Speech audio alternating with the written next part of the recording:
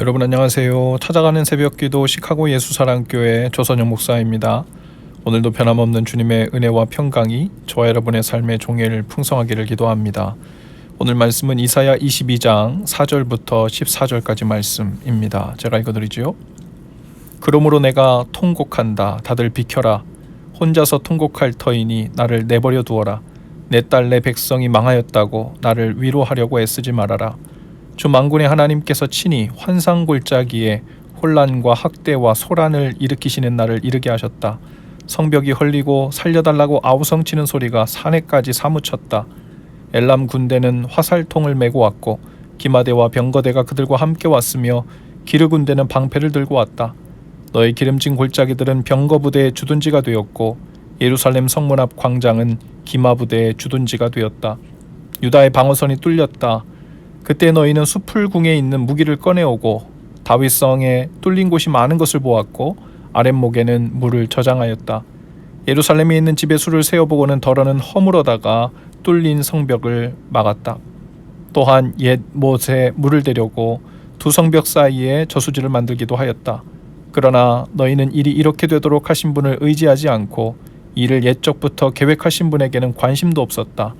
그날의 주 만군의 하나님께서 너희에게 통곡하고 슬피 울라고 하셨다.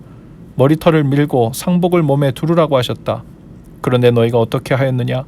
너희는 오히려 흥청망청 소를 잡고 양을 잡고 고기를 먹고 포도주를 마시며 내일 죽을 것이니 오늘은 먹고 마시자 하였다.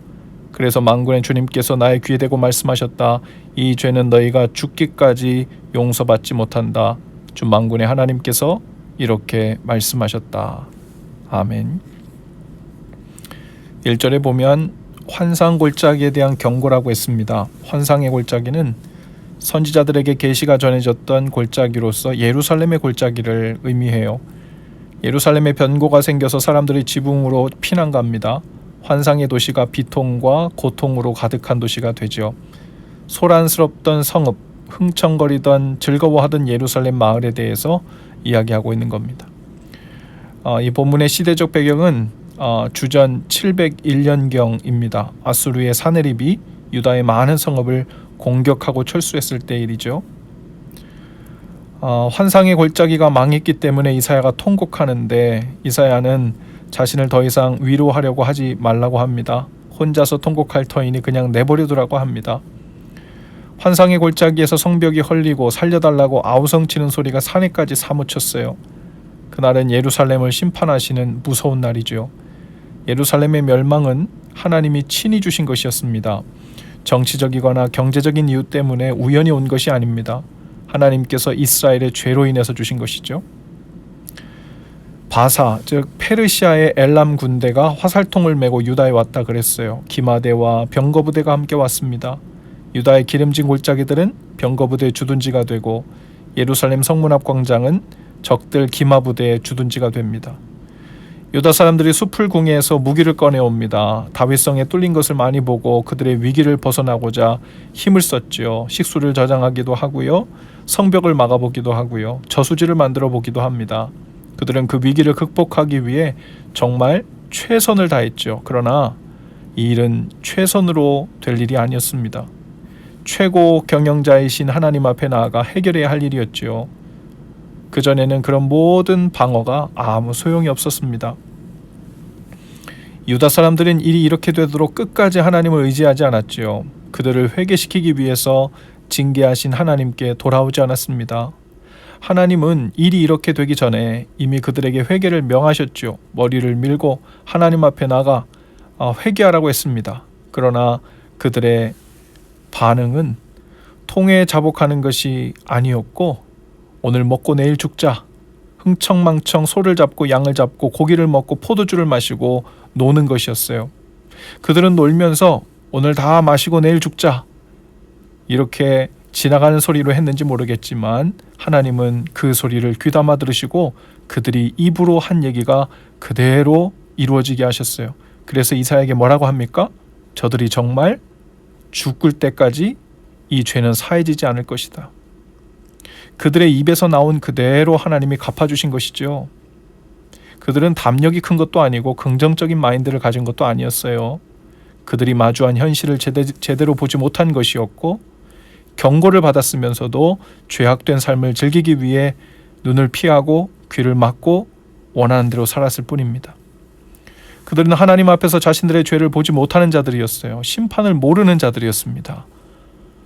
심판을 모르는 자들이었다는 것, 바로 그것이 심판받기에 합당한 자들이었다는 증거였죠. 이스라엘은 회개하는 대신 죄악의 날 즐기기를 선택했고, 그들은 그러다 우연이라도 일이 잘 풀리고 좋은 날이 오기를 바랬겠지만 그런 요행은 일어나지 않았죠. 하나님의 심판은 약속대로 정확히 제때에 일어났습니다. 오늘은 사순절이 시작되는 애쉬 웬스데이, 재수요일입니다. 재수요일이란 성경에서 이스라엘 백성이 회개할 때 죄를 뒤집었었죠. 또한 우리가 하나님의 손에서 흙으로 빚어진 티끌이고 먼지였던 것을 기억하면서 우리가 하나님의 은혜의 손, 경영하시는 하나님의 손에 의해 살고 있음을 겸손히 고백하고 돌아보는 시간입니다. 예루살렘과 유다 백성들이 소와 양을 잡고 포도주를 마시고 고기를 먹는 잔치를 벌이는 대신에 죄를 뒤집어 쓰고 하나님 앞에서 티끌과 같은 존재임을 고백하며 은혜의 손을 의지했더라면 얼마나 좋았을까요? 회개하라 명하신 것은 징계를 위함이 아니라 회복과 용서를 위한 것이었죠. 우리가 잘 알듯이 노아의 때 홍수를 통한 하나님의 심판이 있었습니다. 그 이유는 그 세상에 죄가 관영했기 때문이라 했어요. 죄가 관영했다는 말은 죄가 가득 차서 넘쳐 흐르는 상태, 더 이상 감당이 안 되는 상태였다는 말입니다. 그리고 그 죄가 관영했던 상태란 어떻게 나타나냐면 더 이상 사람들이 죄가 죄인지 그 심각성을 느끼지 못하는 상태입니다. 경고를 들어도 경고처럼 들리지 않고 흥청망청 눈앞에 쾌락만 즐기고 있습니다. 죄에서 떠날 생각이 없고 떠날 능력도 없는 거예요.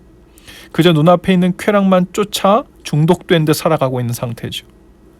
롯이 살았던 소돔이 유황불로 심판받았던 것도 더 이상 죄를 죄로 여기지 않고 경고를 경고로 받지 않는 무감각한 상태가 되었기 때문입니다. 경고도 통하지 않아요. 선지자를 보내도 소용없어요. 그렇다고 죄가 죄로 여겨지지 않으니 하나님 앞에 회개할 가능도 없습니다. 그럼 뭐가 남았어요? 심판밖에 남은 것이 없지요. 오늘 우리가 사는 이 시대는 어떨까요? 한마디로 정의한다면 역시 죄에 무감각해진 시대입니다. 더 이상 죄가 죄로 심각하게 여겨지지 않고 들키지만 않으면 되고 다른 사람 다 죄 짓는데 뭐 나라고 바보처럼 당하고만 살아야 돼? 이러면서 죄에 대한 감각은 없어지고 유익만 쫓고 내 살 궁리만 하는 시대로 접어들고 있죠. 하나님 앞에 회개한다는 것이 우스워지고 너무 순진한 생각이거나 종교적인 담론으로만 생각해서 회개라는 말은 알지만 나에겐 해당되지 않는 것으로 치부하며 그저 내 눈앞에 있는 것, 그것을 즐기고 하루하루 살아가는 것에 연연하는 거예요. 그 말은 죄악의 수위가 차올라 다시 관영해지고 있다는 뜻이기도 합니다. 개인적으로 가정적으로 부대도 정비하고 저수지에 물도 채워놓고 성벽도 보수하는 것도 필요하지만 가장 중요한 것이 빠지면 아무 소용이 없습니다. 바로 하나님 앞에서 회개하고 돌이켜 이 모든 일을 경영하시는 하나님을 인정하고 그분의 손길을 의지하는 것입니다. 거기에 모든 것이 달렸습니다. 정말 모든 것이 달렸습니다. 말 그대로 모든 것이 거기에 달렸습니다. 오늘이 마침 제 수요일이에요. 이 날은 회개 선포의 날이자 용서 선포의 날이고 새롭게 되는 기회의 날이기도 합니다.